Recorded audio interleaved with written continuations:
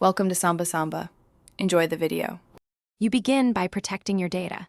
Save a backup copy so mistakes are reversible. Once done, decide whether you need to clear contents or remove rows and columns. They behave differently because deleting shifts cells and clears changes structure. Now filter or Ctrl+Click to isolate the cells you want removed, then use Delete key for contents or right-click Delete to remove rows and columns. Make sure to check frozen panes and hidden rows before proceeding so you don't miss anything. Next, focus on precision. Use Home, Find, and select Go to Special to grab constants, formulas, blanks, or visible cells only. This ensures you delete exactly what you intend.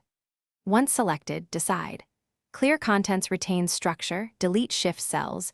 Use Home, delete sheet rows or columns for full removal.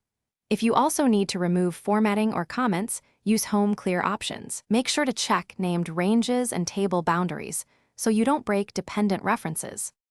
To finish, verify formulas and named ranges still point where you expect. Deletion can change references and break links. Once confirmed, save changes and optionally create a compact copy or use FileInfo reduce file size to remove unused objects.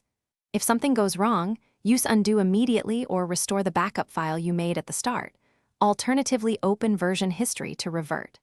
One troubleshooting tip: if formulas show #ref, after deletion, restore the affected rows from backup or adjust references to valid ranges. Thanks for watching.